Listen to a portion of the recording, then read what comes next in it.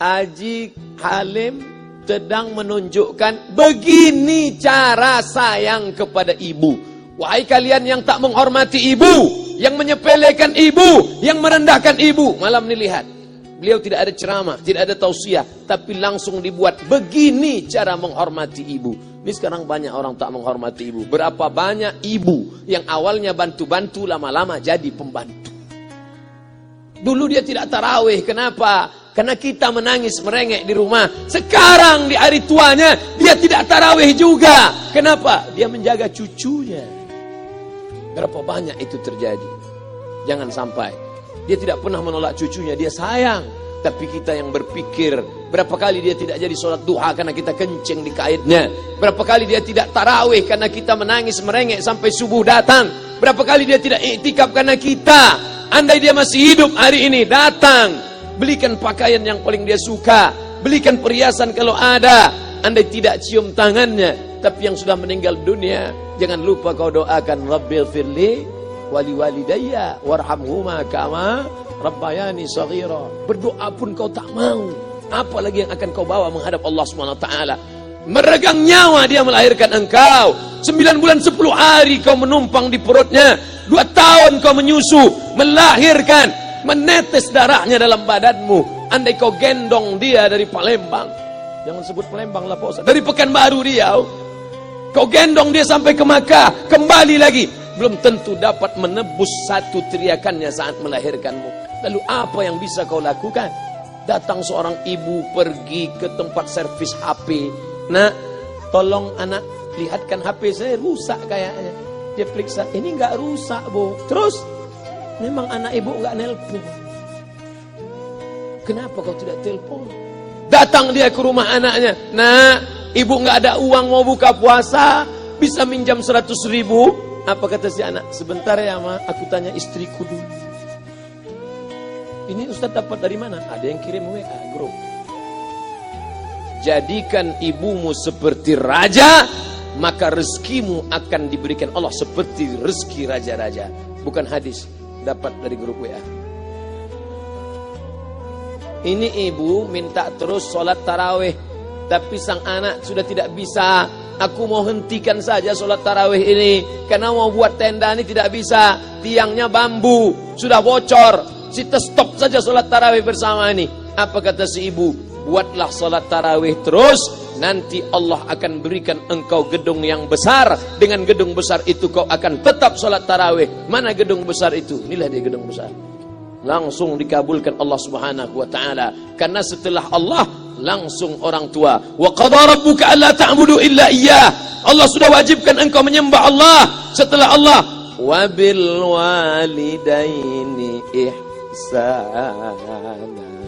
Kedua orang tua. Jangan kau lawan ibumu. Kayak anak-anakku, jangan kau lawan ibumu. Karena kau lawan ibumu, kau tak pernah mencium kebahagiaan. Walaupun hartamu banyak, kau akan berenang dalam air mata penderitaan sampai kematian datang. Ada pezina hidup di dunia senang, ada pecandu narkoba hidup di dunia senang, tapi orang yang durhaka tetap dapat dosanya dibalas Allah di akhirat. Di dunia coba dapat. Ustaz, kalau di akhirat dapat, di dunia dapat, untuk apa lagi di dunia? Yang di dunia itu DP-nya. Nanti di akhirat akan kau dapatkan cash-nya. Oleh sebab itu jangan main-main dengan ibu. Datang seorang laki-laki, ya Rasulullah, izinkan aku mati syahid. Karena orang yang mati syahid itu tidak akan merasakan sakratul maut illa kal qars, seperti cubitan pada tangan. Izinkan aku mati syahid, karena kalau aku mati syahid tidak akan ada azab kubur. Izinkan aku mati syahid, karena kalau aku mati syahid tidak akan ada hisab, langsung masuk surga. Nabi bertanya, alaka min ummin, ibumu masih hidup? Ibumu ada di rumah? Ya. Ilzam rijlaiha fathammal jannah, urus tapak kakinya, akan kau dapati surga di sana. Tak perlu kau mati syahid, tapak kakinya kau urus, kau dapati surga di sana. Kalau tapak kakinya kau urus dapat surga, apalagi kau urus kepalanya, apalagi kau urus badannya. Pulang dari sini, urus ibumu, mandikan dia, belikan pakaian yang baik, cari makanan kesukaannya. Kalau dia sudah meninggal, maka kau datang ke sana, langsung dapat tisu. Bapak Ibu yang dimuliakan Allah Subhanahu wa taala. Ini Ustadz suaranya menggelegar, nih marah apa? Enggak, saya tak marah. Terus dikasih Haji Halim buka nasi kuning tadi, makanya suara menggelegar. masukkan Pak Kapolda daging sama ayam 3. Masya Allah, ini kari Palembang nih Pak Ustaz. Mantap, menggelegar suara kita di luar. Bapak Ibu yang dimuliakan Allah Subhanahu wa taala, datang seorang laki-laki, kata Nabi sallallahu alaihi wasallam, nanti akan ada laki-laki yang datang kemari minta doanya, doanya kabul. Sahabat heran, kami yang hidup sama Nabi, kami yang perang sama Nabi, kami yang jihad sama Nabi, kenapa mesti minta doa dia? Dia tidak pernah ketemu Nabi. Pokoknya nanti kalau dia datang, minta doa sama dia. Setelah Nabi SAW meninggal, barulah dia datang. Orang itu bernama Uwais Al-Qarni. Kenapa doanya makbul? Dia merawat ibunya. Kalau ibumu kau rawat, doamu dikabulkan Allah Subhanahu wa taala. Apa yang kita lihat malam ini adalah buah bakti kepada seorang ibu. Ya Rasulullah, man ahaqqun nas bi husni sahabati? Siapa yang paling layak mendapatkan baktiku? Ummuka. Siapa lagi? Ummuka. Siapa lagi? Ummuka. Ibumu, ibumu, ibumu. Tsumma man? Siapa lagi? Abuka. Kami, Ustadz, Jenderal Bintang 5, alim ulama, kami hanya dapat 1, sedangkan kalian ibu dapat 3. Ibumu, ibumu, ibumu. Kenapa ibu dapat 3? Karena ibu bisa melakukan 3. Ibu mengandung, ibu melahirkan, ibu menyusukan. Kalau bapak mau dapat 3, coba yang 3 ini. Pulang dari sini, pergi ke tempat jual kelapa muda, beli 1. Jangan dibelah, ikat di perut 9 bulan 10 hari. Kalau mau merasakan melahirkan, pulang dari sini, pergi ke tempat jual mangga. Telan bulat-bulat, keluarkan bulat-bulat. Emang enak jadi perempuan. Mereka luar biasa. Tanya ibumu, berapa kali dia meninggalkan puasa Ramadan? Saat mengandung engkau, 30 hari dia tak puasa. Saat menyusukan tahun pertama, 30 hari dia tak puasa. Saat menyusukan tahun kedua, 30 hari dia tak puasa. Saat dia mau ganti qadha tahun berikutnya, adik mau menyusul. Hari ini dia belum mengqadha puasanya, dia terhutang di hadapan Allah. Lalu apa yang bisa kau lakukan? Malam ini betul-betul disadarkan. Alhamdulillah, ibu saya masih hidup, umurnya 70 tahun. Saya akan pulang dari kajian malam ini. Nampaknya malam ini saya yang ceramah, saya yang tausiah. Tapi saya mengambil pelajaran. Pulang dari sini, saya akan lebih sayang pada emak saya. Saya lebih cinta kepada ibu saya. Saya malu, saya hanya pandai berceramah, berkata. Tapi orang sudah mengamalkannya langsung. Haji Alim membelikan gelang ibunya 2 kali sampai 4 kali setahun. Gelang cincin. Sudah dibelikan 2 bulan, hilang. Kemana? Ada orang susah tadi aku kasih. Ternyata itu yang membuat rezeki melimpah ruah. Maka rezeki buah yang sudah matang harus kita joloknya dengan apa? Dengan berbakti kepada ibu. Bapak ibu yang dimuliakan Allah, saudara-saudaraku yang dimuliakan Allah Subhanahu wa taala. Ibu ini luar biasa.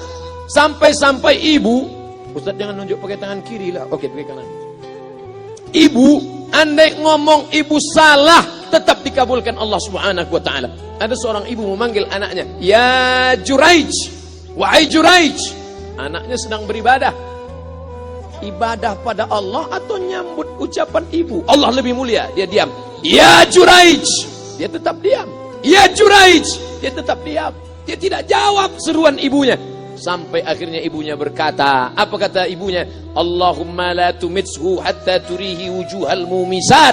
Jangan matikan Juraij sebelum matanya melihat wanita, maaf, tunasusila. Jangan matikan Juraij sebelum matanya melihat wanita tunasusila, WTS PSK, orang nakal, orang jahat. Tidak mungkin ahli ibadah matanya melihat orang jahat. Tapi takdir berkata lain. Tak lama setelah ucapan sang ibu, ada seorang WTS PSK hamil. Tidak diketahui suaminya, ditangkap, ditanya, "Siapa yang menghamilimu?" Apa kata si perempuan? "Yang menghamiliku adalah Juraij." Sampai Juraij ketika difitnah, perempuan wanita susila itu ditanya, "Siapa yang menghamilimu?" Ternyata dia berkata, "Juraij." Akhirnya mereka menangkap Juraij. "Juraij, ternyata engkau selama ini pura-pura saja menjadi pelaku ibadah. Engkau ternyata sudah menghamili perempuan ini." Mereka menghancurkan tempat ibadah Juraij. Tapi kemudian Juraij sabar. Dia katakan, "Nanti tunggu anak itu lahir, kalian baru tahu." Setelah tak lama anak itu pun lahir. Dan mereka bertanya, Mereka bertanya kepada anak kecil yang belum bisa bicara, "Ya gulam, wahai anak kecil, man abuka? Who is your father?" Siapa bapakmu?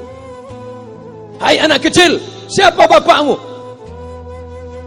Juraij menusuk pusar anak itu dengan telunjuknya. Dia mau tunjukkan kepada orang ramai bahwa dia tidak salah, dia tidak pezina, dia tidak melakukan perbuatan dosa. "Ya gulam, hai anak kecil, man abuka? Siapa bapakmu?" Apa kata anak kecil itu? Cowboy. Ko sapi, boy penjaga sapi, pengembala sapi. Bapakku pengembala sapi. Barulah orang Yahudi tahu ternyata ra'il ghanam yang menghamili PSK perempuan jahat tadi adalah penggembala sapi. Lalu kenapa fitnah itu terjadi? Allah mengabulkan doa si ibu sebelum Juraij mati. Matanya pernah melihat wanita tuna susila. Oleh sebab itu ibu jangan sampai kalau marah sama anak memanggil anak dengan kata-kata yang tak baik. Setan, hantu. Walaupun marah panggil dia, calon wali kota. Sini sebentar. Kalau marah betul, calon gubernur. Sini sebentar. Doa ibu dikabulkan Allah Subhanahu wa taala. Saya setahun setiap bulan Februari ceramah di Kuala Lumpur seminggu. Kuala Lumpur, Selangor, Sarawak, Kuching, kemudian Malaka, Ipoh, Negeri Sembilan. Ketika saya tausiah datang ibu-ibu makcik Malaysia. Assalamualaikum, waalaikumsalam. Ustaz Somad, ya. Saya nak jumpa dengan emak Ustaz. Loh, ngapa jumpa emak saya? Jumpa saya lah. Ustaz pasti dididik oleh seorang ibu. Saya ingin jumpa ibu Ustaz. Saya sangka dia mau jumpa saya. Ternyata ibu di tengah para habaib, diambil diri seorang profesor, dibalik diri seorang gubernur, wali kota, Kapolda. Di dalam diri mereka ini adalah orang-orang luar biasa, tapi dilahirkan oleh perempuan-perempuan yang super luar biasa. Betul? Mereka ini semua dibesarkan perempuan. Makanya ada ungkapan al-jannatu tahta aqdamil ummahat, surga di bawah telapak kaki ibu. Tapi ada yang mengatakan itu dulu Pak Ustaz, sekarang sudah berubah, surga di bawah tapak kaki babysitter. Karena banyak yang menitipkan anaknya kepada penitipan anak. Jangan Bu, walaupun kau wanita karir, tidak seberapa itu. Tidak dapat kau tebus kehilangan masa-masa manja mereka dengan pendidikan. Ini banyak ibu-ibu sekarang sudah tidak lagi mengurus anaknya. Padahal 6 tahun pertama, the golden age, usia emas, ibu harus ikat hubungan emosional dengan anak. 2 tahun pertama, susukan. 2 tahun kedua, lompat-lompat, lari-lari, lucu-lucu. 2 tahun ketiga, mulai menghafal surat-surat pendek. Umur 7 tahun, baru dia sholat. Begitu. Sekarang banyak. 2 tahun pertama, dia titipkan ke Al-Baqarah, sapi betina. 2 tahun kedua, dia titipkan ke PAUD dan BUUD. 2 tahun ketiga, dia titipkan ke TK. Akhirnya anak putus kontak. Setelah anak remaja, baru ibunya nanya, Ustadz, kenapa anak saya lebih mau curhat sama pacarnya daripada sama saya? Karena anak sudah lost contact, putus hubungan dengan ibu. Itulah yang dulu dikejar dengan wanita karir. Pergi pagi pulang petang, peras keringat banting tulang, tunggang langgang lintang pukang. Tak dapat kau tebus dengan apapun.